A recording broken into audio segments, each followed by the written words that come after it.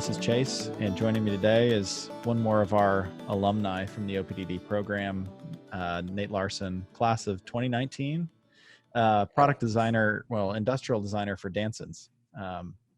Thanks for joining me. It's good to see you. Yeah, absolutely. Thanks, Chase. Yeah, thanks for taking some time today. Like I told you off air, we're doing some of these just as check-ins to see how our alumni are doing. It's been a year since you've been out in industry. Has it been a year that you've been working for Dansons? Longer, right? Yeah, been a little longer, closer to a year and a half. Started working for Dansons the last semester of my senior year. So yeah, had a couple of months there before I graduated. So. Yeah. Do you mind sharing a little bit about how that came about and how that transition was for you? Because you were working for them while finishing up your degree. What was that experience like for you? It was really awesome. I was introduced to Bobby through he had sent an internship opportunity through the program, and so kind of got your email. And anyways, it was actually the internship opportunity they were offering was like a product line development position. And so I was in this position where, I needed another internship, had a couple of options on the table, was reaching out to some other companies.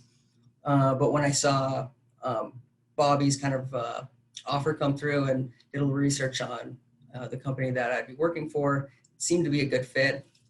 Especially, at the moment, my mindset was, look, I want to get exposed to the fastest pace environment in product design. As far as weighing the options of working for maybe a smaller company or a larger company, my idea would be, hey, look, if you can get into an industry, into an environment where you're making products for large customers, it would, be more beneficial. And so when that came through, saw the opportunity, even though it was in product line management, I wasn't like too jazzed about that. But it was, as far as the status of the company, this would be like an awesome opportunity, lots of great exposure. So I just kind of said yes, filled out the application, sent it his way, and we were able to work out an internship. We're working remotely. The second thing that was great about what I was able to work out with Bobby and Dansons here was the ability to work into a full-time role. I know a lot of headache goes into doing an internship for a company, and at the end of it, doing a lot of great work, solving a lot of problems, but then not being able to transition into a job, and it's kind of the pits. So right up front, I was pretty straightforward and said, hey, look, if I'm going to come on, do work, first of all, I need to have the surety that's going to lead into a full-time position, and the assurance was there on their end, especially after a couple of weeks of working for them, and it worked out. So, it was great, and quickly in the first couple of weeks of working for Dansons and Bobby, it transitioned into this, they were starting, there was, they're talking about starting up this hunting company, and they knew I was in the outdoor design program, even though I was doing some product line stuff. And they sent me some problems. They said, hey, look, here's some designs that we're looking at doing. Can you sketch something up, send something our way? And I quickly jumped on it, sketched up what I thought would be some good solutions to some of their problems and the designs they were asking for, and sent them their way. And within a week or two, transitioned fully into industrial design for the stuff that I was really passionate about, which was kind of nice to see that on their end. They were really able to recognize maybe some of my strong suits where I was a little more versed and knowledgeable, and kind of get me into that track so I could be a better benefit to the company. Right. That's awesome. Yeah. And I think that's a great lesson right off the bat, right? Is like when you're being interviewed by a company, you're also interviewing them. And in that internship process too, that's, in a lot of ways you should be interviewing them to see if, is this a good fit for me? Like, is this company a good match for me? And so it's good that you were able to kind of get an idea of who the company, or like what the company is, who the people are that are involved with it, and realize that they're invested in you and they want to see you succeed and provide a path for you to succeed. So that doesn't always happen. So it's good that you were able to find something where that can happen. Yeah, for sure. Do you mind sharing a little bit about, Dansons in general? For those who aren't familiar with the company, there's a lot of brands under that umbrella. What are some of the brands that people might know? And then what are you working on currently? Which one of those brands? Yeah, so yeah, just like you said, Dansons, there's a couple of brands under Dansons. They do primarily products in the outdoor grilling space. So they do pit boss grills, pellet smokers, and they, variety of grills in that industry. Then they do Louisiana grills, which is kind of more of their higher end comped grill and pellet smoker. And then they do country smokers, and then they do Sherlock safes, which is obviously a safe company in the hook and bullet realm. And then they do Dansons, which is their hunting company. And yeah, they do start out with apparel and kind of hunting apparel equipment, and kind of transitioning into a couple other market segments kind of down the road with that brand as well. So my role here is came on kind of like we talked about, designing some of the preliminary equipment for the hunting brand Dansons.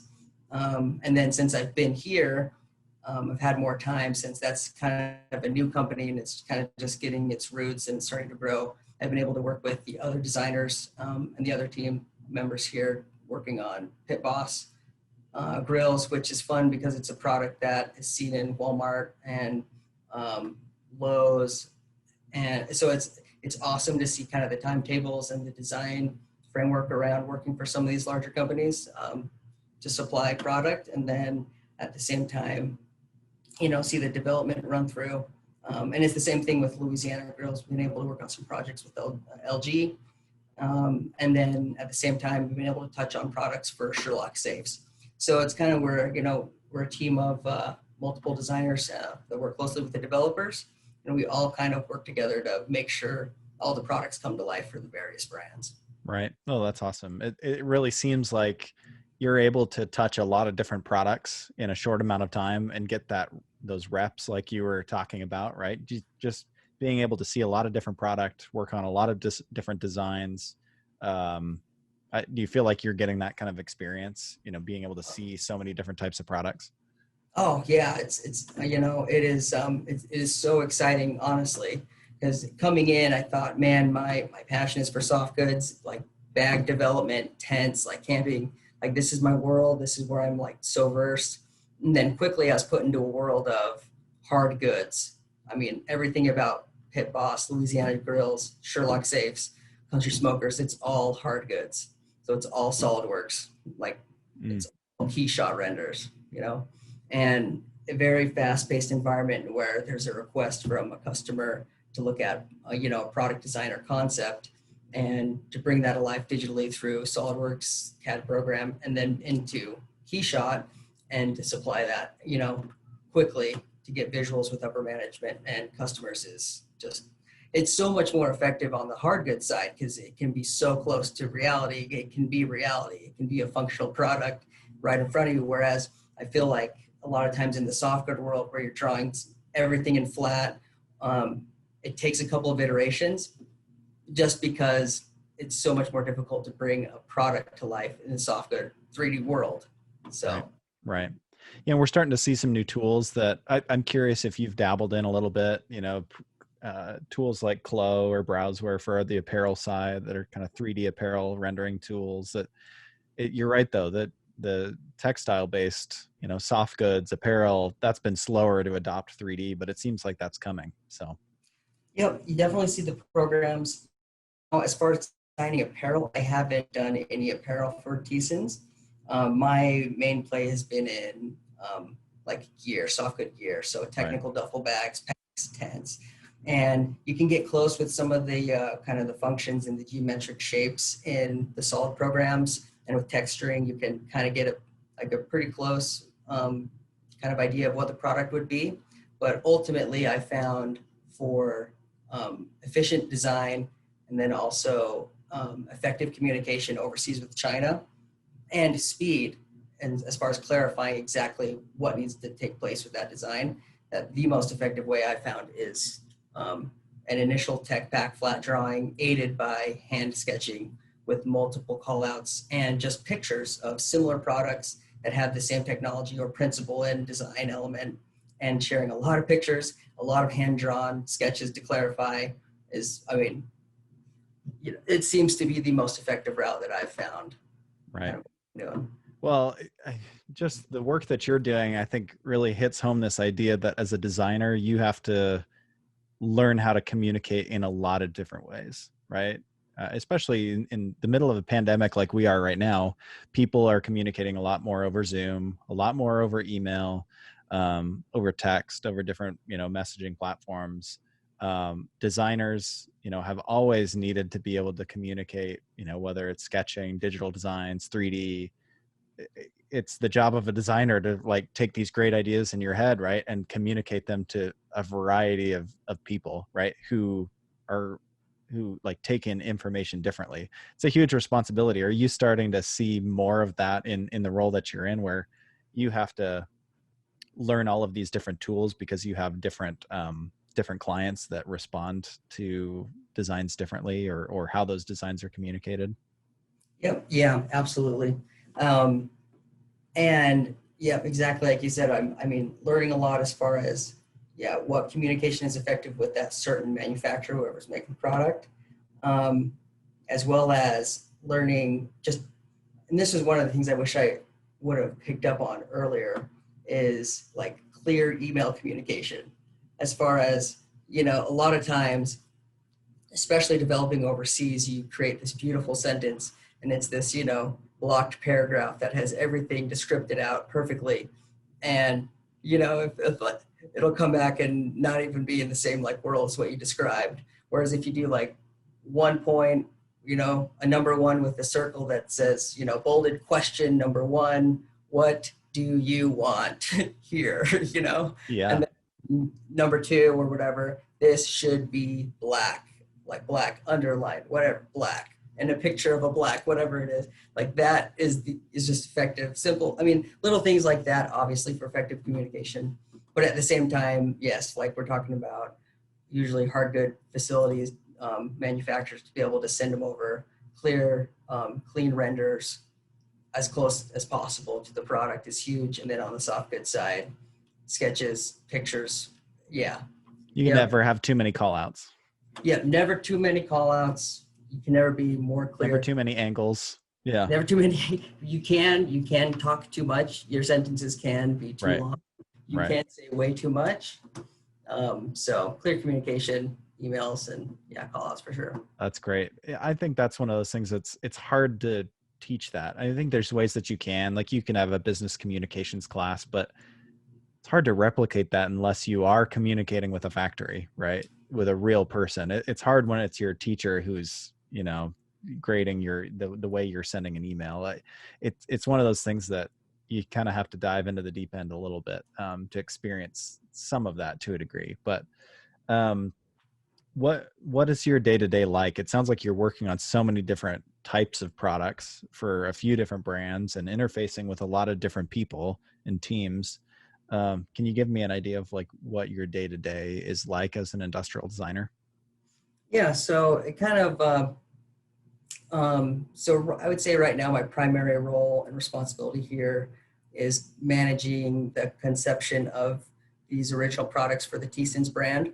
So it's a lot of, and what's kind of interesting about this versus how my day functions with the other brands like Pit Boss and Louisiana Grills is that the products that I'm developing are ground up. We're not playing off of a previous iteration or year.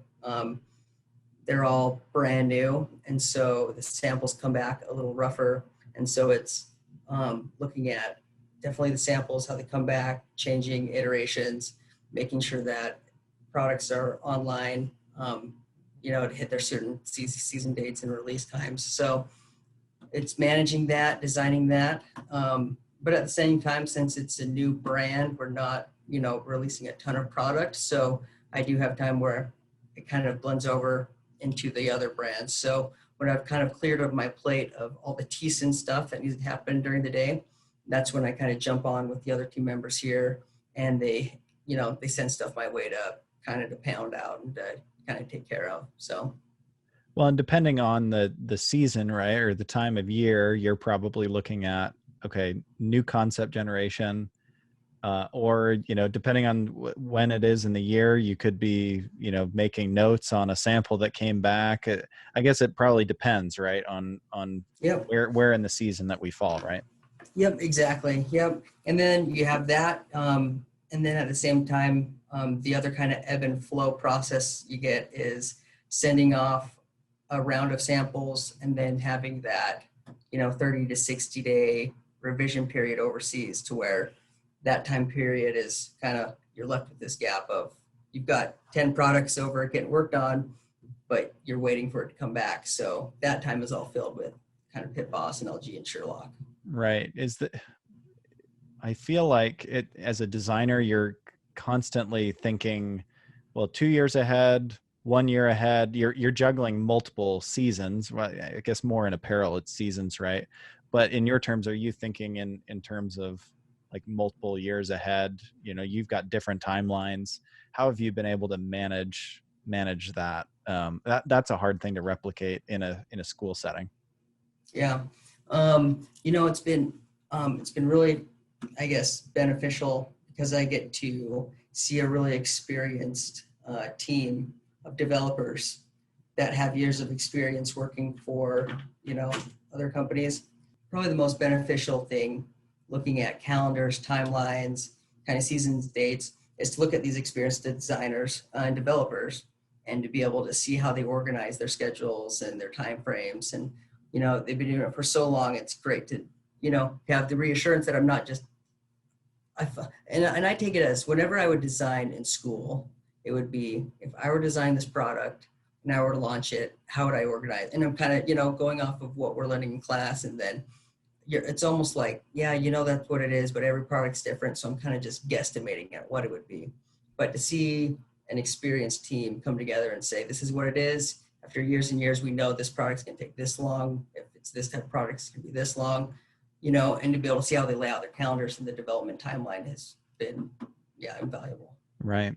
One of the things that I've talked to with a few that the alumni that we've had these conversations with is, how do you balance, coming into a company, whether it's as an intern or a full-time hire, like how do you come in, like understanding your worth, coming in confident, but not overconfident, right? Because that's really off-putting if you come in saying that, I went through this program and I know all these things and I've got all these skills. How do you come in confident but not overconfident, but also humble enough to take feedback and just be a sponge, but at the same time not let yourself, get I guess pushed around too much. Like you have an impact. We want students to not overestimate their impact on a company. Like as a new designer, you can have a lot of impact and you have a lot of value.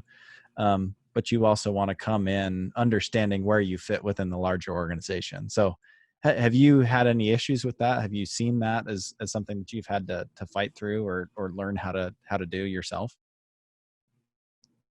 Absolutely. I totally get it. Because you want to come in and especially where you're designing stuff that you feel like, you have this feeling of everything you've designed is like a direct reflection of who you are as like a being.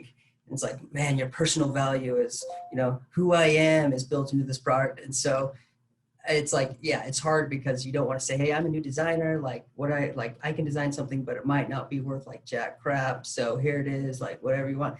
And it's this, and it's honestly, it's this kind of sketchy territory of saying, okay, I'm going to separate myself from my product and my passion for this product and just say, what do you want? What color does it need to be?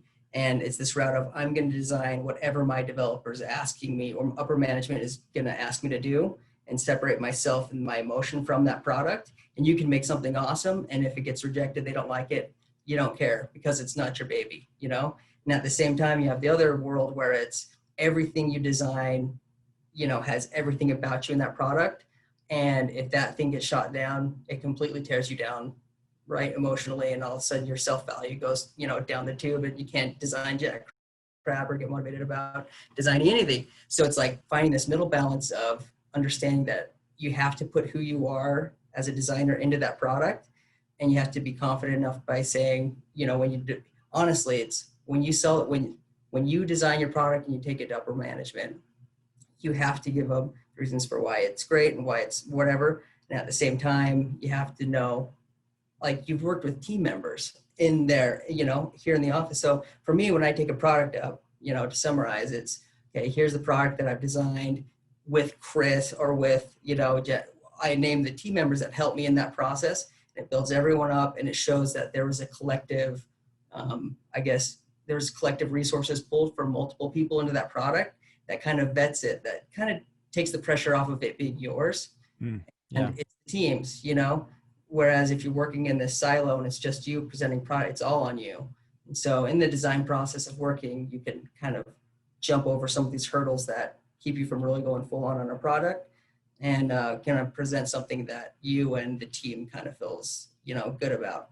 The second, kind of maybe better to address your first question, is when you come into an environment, how is it that you don't oversell yourself, right?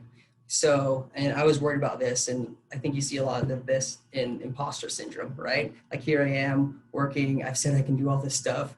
Holy crap, I don't even know if I can do all this stuff, right? Mm-hmm. Yeah. Clear communication is just the easiest way about it. It's, hey, can you design this? You say, for me, I feel like especially in a student stage, being a yes man is the quickest way to move, I guess, into a good position, to get a good internship, to get noticed. If somebody asks you to do something, you say yes. And right after you say, yes, I can do that, you explain exactly, these are some of the products that I've done in the past. This is what it's going to look like. Oh, I've never done a shoe. I can do a shoe, but I've never done one. But I'm going to show you here, I would love to do it. I want the opportunity to learn to do it. And if there's something that I'm missing, who in the company can I talk to that's done shoes before, or who's done this that I can learn from? I understand they're busy, but I want to be the next best shoe guy here.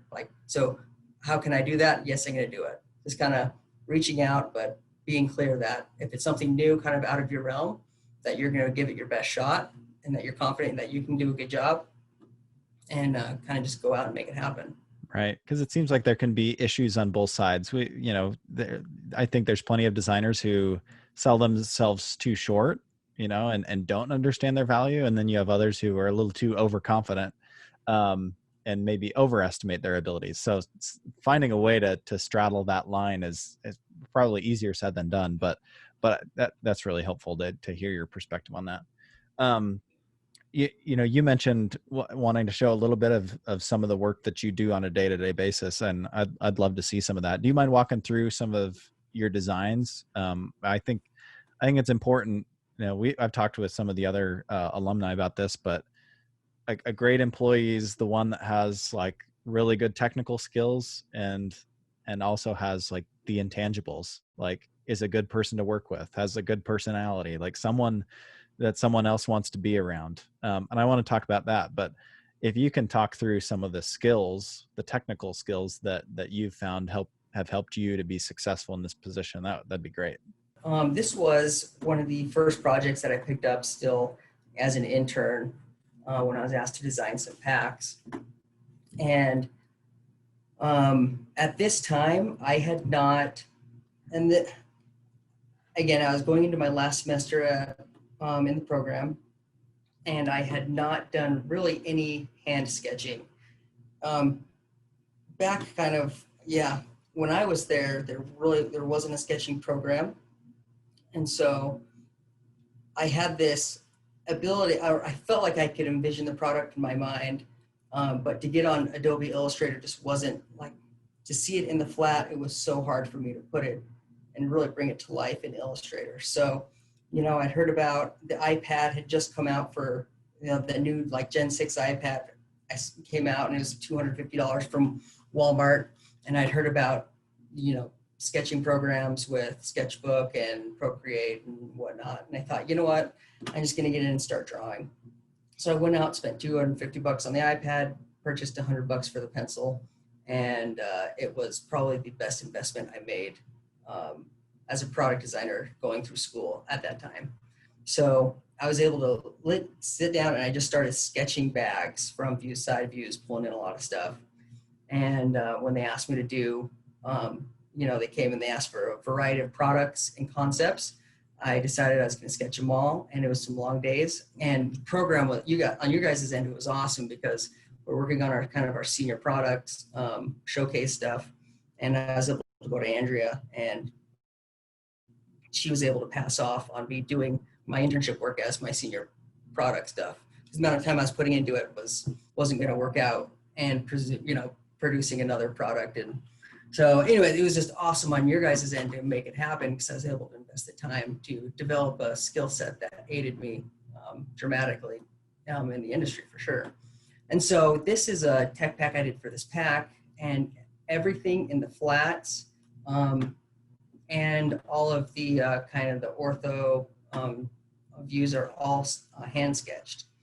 And it was an immense amount of work, but I felt like at the end of this, tech pack, it was more beneficial. And I'll show you another flat drawing that I did. I sent this one off, and the first sample we got back was almost identical to this pack. And this was the ability to send this front sketch, but also to be able to show very clearly in an orthographic view kind of what it needs to be without having to call out all the kind of the technicalities of what you write, buckle it. It clearly said, this is what it is, the pocket, blah, blah. And I'm dead serious. It came back like this image, almost identical to this. Wow. It was pretty incredible. And so that alone eliminated so much. And it told me early on, hey, send a view like this, sketch it in orthographic view. I mean, you're probably going to get a pretty good product back.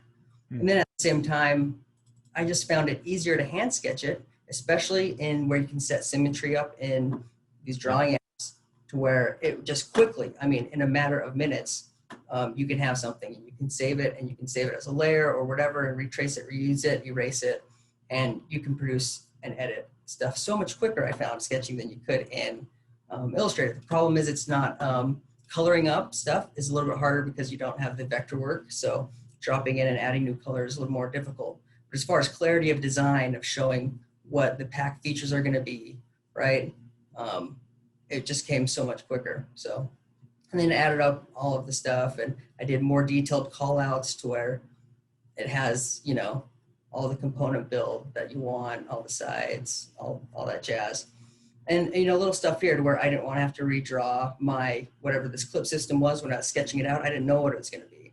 I didn't know what the manufacturer had. I just knew it was going to be a clip system. It was really easy to look and see what they provided, grab what they already had at the factory, and just pull it in, like done, send it off. So that aspect of being able to hand sketch was tremendously beneficial. You could erase front panels and show, front views with kind of what the pocket layout would be. So, that was really fun. And then there's my color up. And this was kind of done on the drawing app. It's not a work of art. It's not as pretty. But the more tech packs I've sent overseas in the soft good, I've realized it's not about how pretty it is and how amazing it looks, but it's how well does it communicate the idea of their product. And right. Then all the technicality will come out in the call outs. Totally. Yeah. And maybe you can speak to this a little bit too, because sketching in the program, you're right. When you went through, there wasn't really a sketching class. That's something that's been added, and it's one of the first classes that a student takes now, right, in the freshman year. And it's that foundation that we want students to build on, is that idea of getting ideas out onto paper or digitally, like as quickly as possible. And sketching is still the tried and true way of doing that in a lot of ways. How important is it to you to have this? I guess just have the self-discipline enough to teach yourself a new skill, right? You graduate and there's always going to be a new piece of software.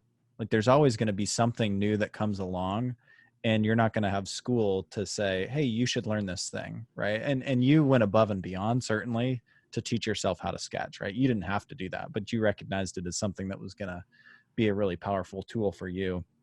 How important is it to just have that hunger to continue to learn new skills, new tools, new technologies, because there's always going to be something new that comes out. Yeah, I think it's vital. And I think it's I would say without that, I really don't know um, how you would really succeed in any role in design and Mm-hmm. development, because every day, I mean, literally almost every day, there's something new you're going to have to learn or something, you know. So yeah, especially, I mean, when it comes to new programs, just to be able to, you know, to have the discipline to know that you could learn something new and very quickly.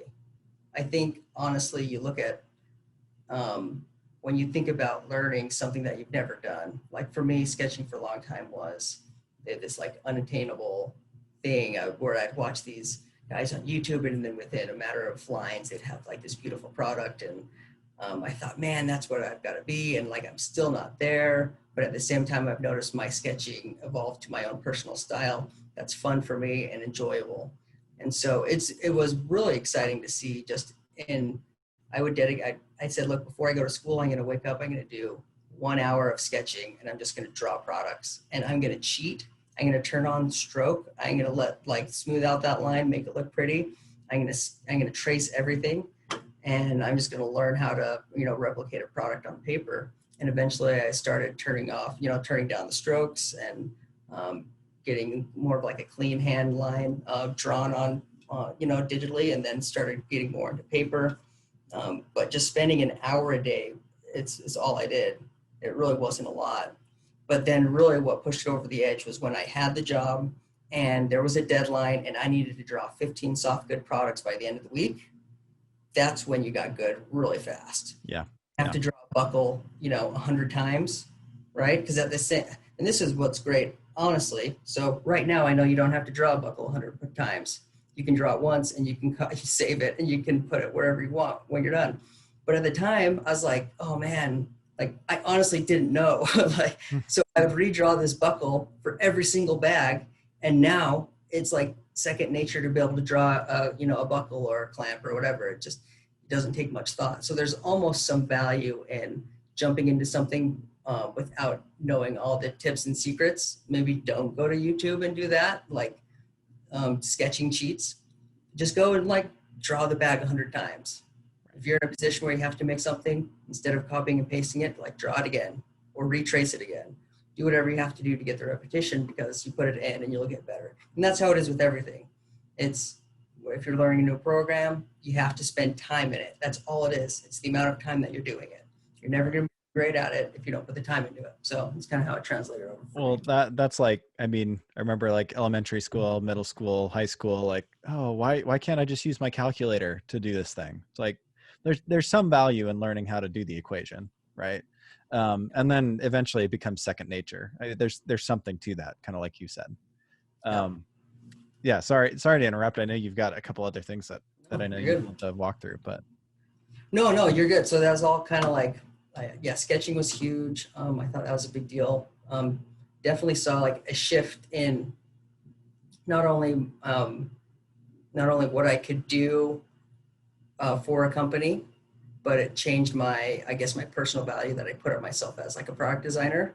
I don't know like what it was in my mind, but it was like some, and it's not true, but for me, there was something saying like, hey, yeah, like if you're going to be an industrial designer, if you're going to be a designer, you have to be able to draw like a perfect circle or like, you know, and yeah. so yeah, you know, I'm gonna get this so I can get this out of my head and feel confident with what I'm doing. So there's kind of like my hand drawn. I just thought it'd be interesting to show this hand drawn tech pack here, and then to show one that I did in Illustrator. And this is more of like a lumbar pack that I did. You can tell it looks, I mean, from a sheer just like line standpoint, it came back pretty clean. You could be pretty detailed with it. Um, but this product just didn't come back half as good as my hand drawn one, as Hmm. far as close to the product it was.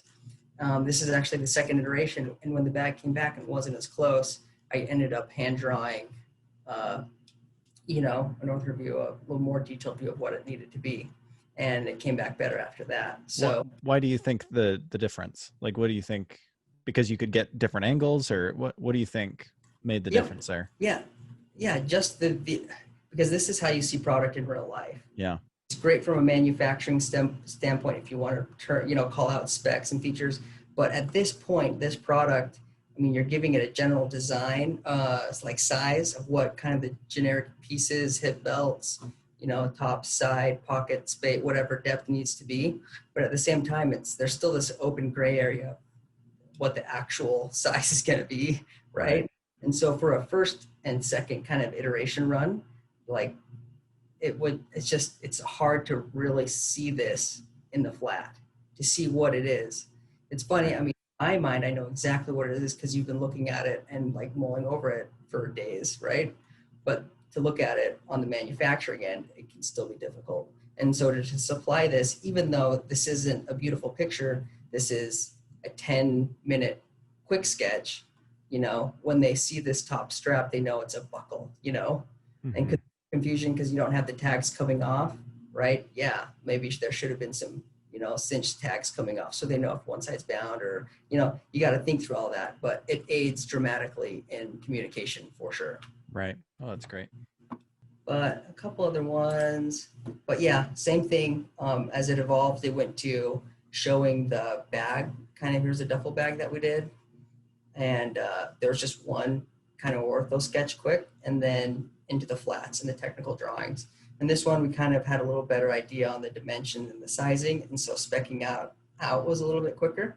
But again, here's a quick little deal where I wanted to show the inside out view and I didn't want to do an entire, or redo the flat in the inside out view. And it was just easier to do this little chicken scratch, like it's not a beautiful piece of art, but it was effective in communicating what the pocket layout was going to be. Right.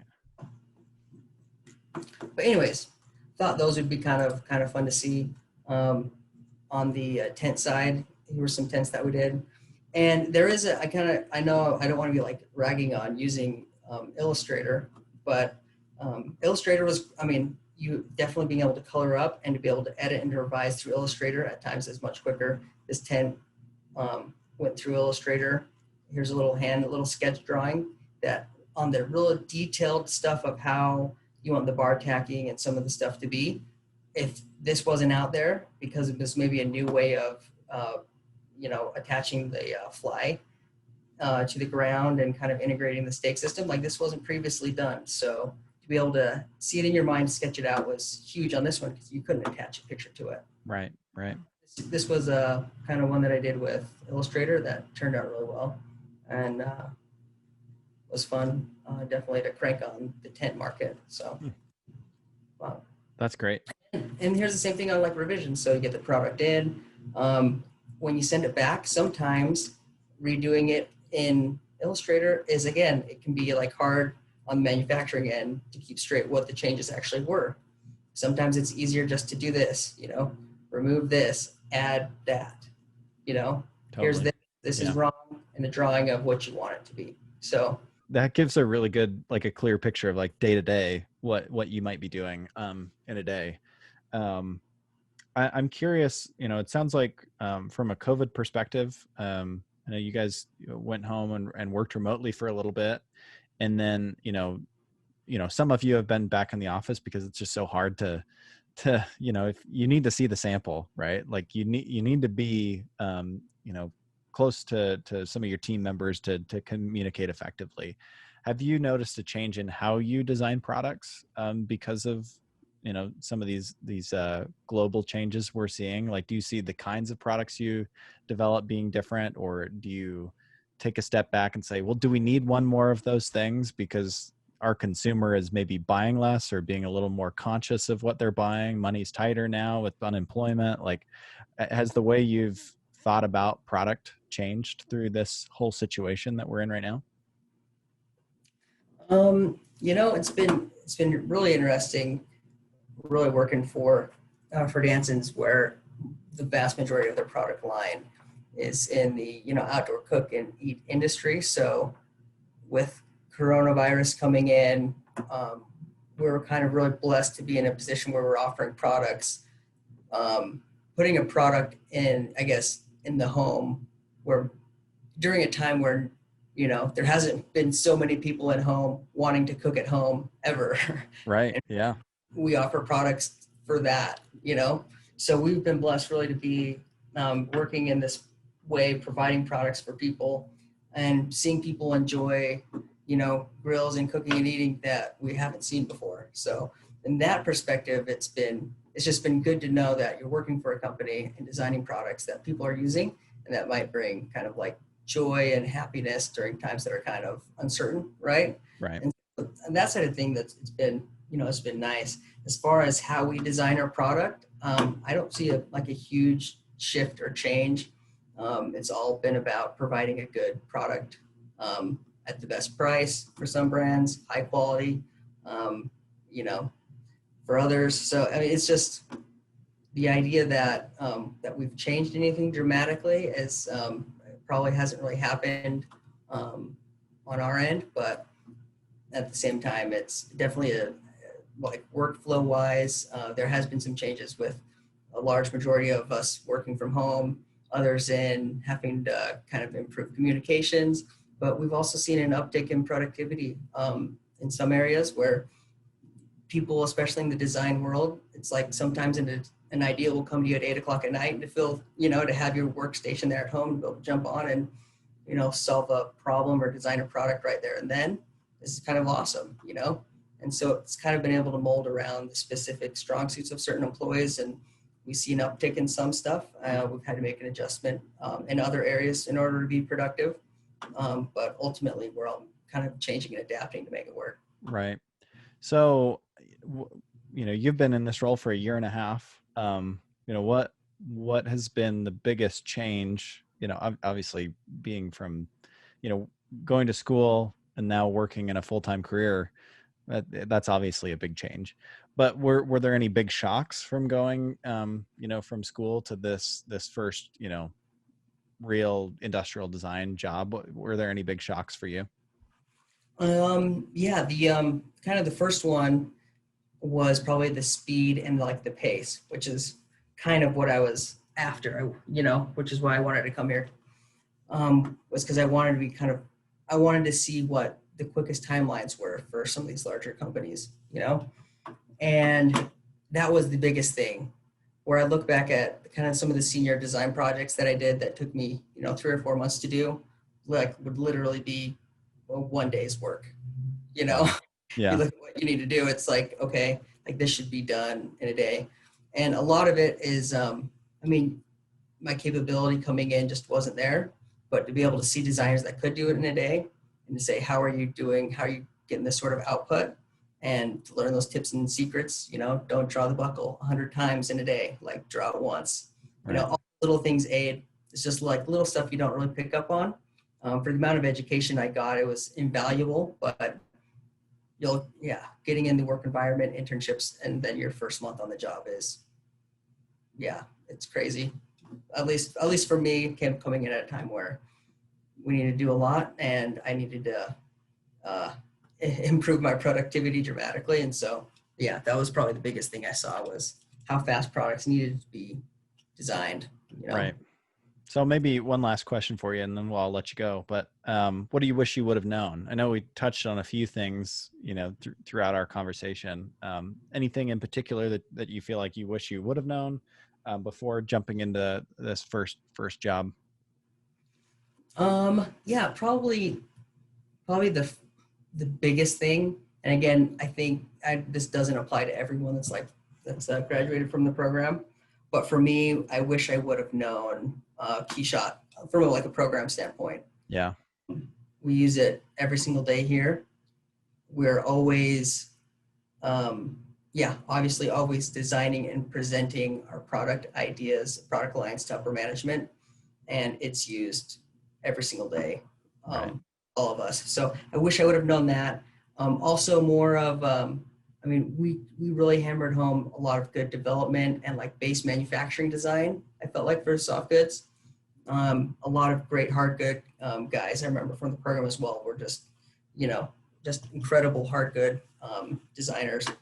But at the same time, I wish I would have known on the hard good side, not only Keyshot, that for sure, but how to present a product, how to lay it out.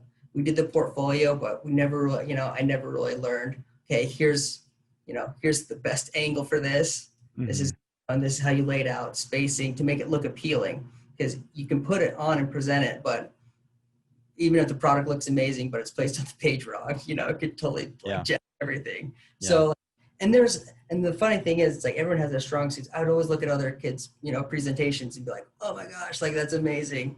Like that one solid bar they have across, it just makes the whole thing just great, Yeah. right? Yeah. And so like some of that, it's like I just didn't have like an eye for it. So I wish I would have probably on my end paid more attention, or, asked some of those, students on how they were getting these awesome, presentations. But that's probably the biggest thing for me. Right. Well, we've taken some of that to heart, and definitely key shots being taught a lot more, presentation skills. This is how it goes, unfortunately, right? It's like you graduate as one of the guinea pigs, and the program continues to improve, even though you're gone. So, I appreciate you being one of the first, and going through that and representing the program so well, and it's fun to see you in industry, doing everything that you're doing. So I appreciate you just taking some time to give back and share with this next group that, they have some of the things that you didn't have. But it's hard to talk in class about some of the things that you shared today. And it hits students differently when it comes from someone who's an alum of the program. So I appreciate you taking some time. Yep. Yeah, for sure. Absolutely. And again, if there's any specific questions or interests, yeah, they're more than welcome to reach out. To my email. I'll give you my email, and you have it also. Yeah. Yeah. How's the best way for, if people want to learn more about Dansons, just dansons.com, right? And then all the brands are listed there. Yep. Dansons for sure. And then you personally, just through email. Yep. Send me an email. I will get back to you. Post some stuff, some of the design stuff I'll do on the side to Instagram, but send me an email if you want to see something, and I'll send you. Okay. Some You don't have time to post anything. You're just working too hard. Okay. Well, I appreciate you taking time. It's good to see you as always.